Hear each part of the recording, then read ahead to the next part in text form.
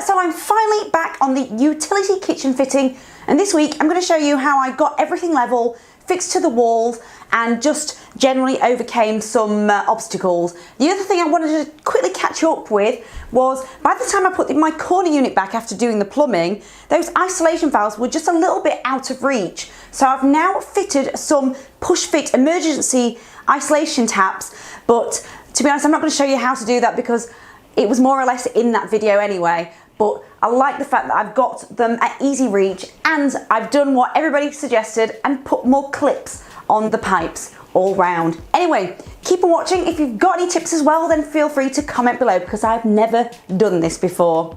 Okay, see you in a bit.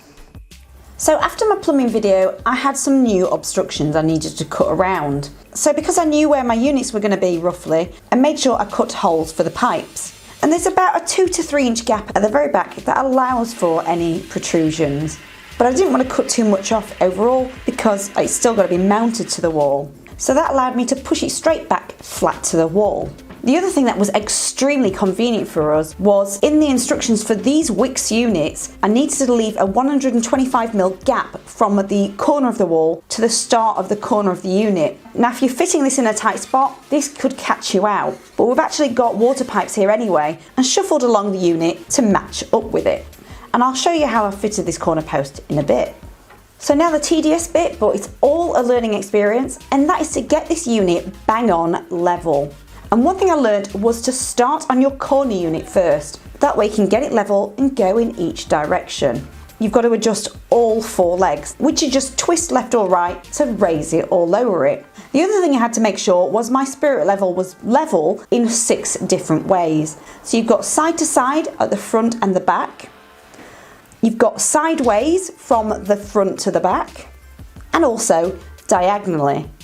So it's finally done, and I wanted to start working on the corner post, and instead of guessing where it went, thankfully the instructions just guided me through it. So I'm just transferring those measurements to my unit, and then using the provided connector blocks or cabinet blocks, I've made pencil markings of where I needed to screw these to.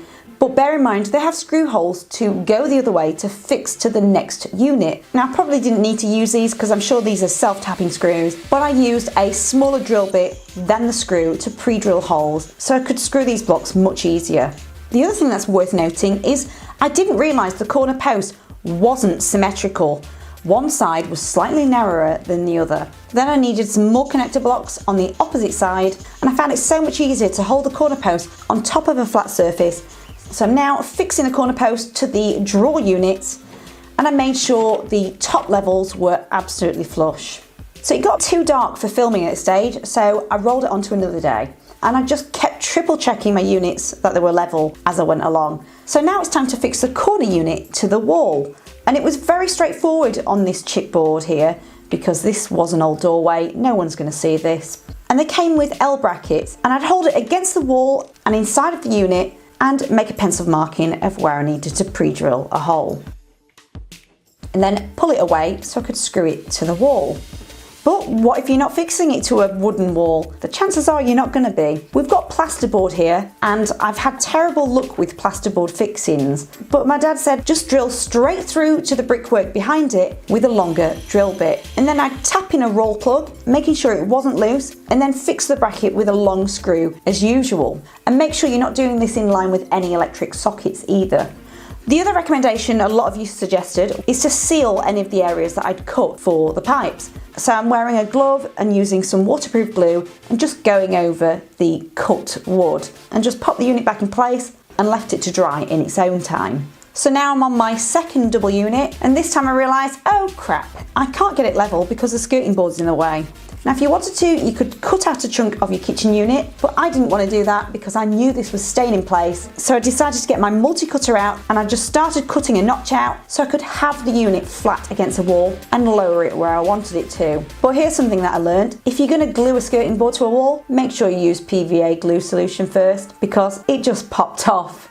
So I'm getting the good old spirit level out again, making sure that's in line with the first double unit. And once I was happy, I'd clamp the two together, and then using a drill bit that was shorter than the depth of the two pieces put together, and I'd do that top and bottom before screwing those together. And I'd also clamp and repeat that at the back of it as well. So again, another day, and I'm repeating my dad's method. So my whole left side of kitchen units is done now, and I'm working on my last one, which is the drawers. So like before, I'd hold a spirit level on top of the corner unit, and obviously I'd need a long enough spirit level for this to make sure it reached my other unit. So I'm making sure everything's level in every direction. And then I just screwed the first connector blocks that fix into place to the corner post. And now I'm just testing to see if our measurements were right and that there was enough room for our white appliances. And there was, although I think it's time we got a new washing machine because this is really dragging the rest of it down. So that's it for this one. But if you've got any tips or tricks of what you do differently, feel free to comment below because hopefully it will help me for the future and anybody doing research at the same time. But over the next few weeks, I'm going to be showing you how I installed my kickboards, my end panel, how I cut my worktop. I do have another one to go because I've got a kitchen sink to fit, and probably get a new washing machine because this looks terrible now. And I think that's it. So yeah, hope you like this video. Don't forget to give it a thumbs up and subscribe if you do. And hopefully I'll see you in my next one. Thanks for watching. Bye.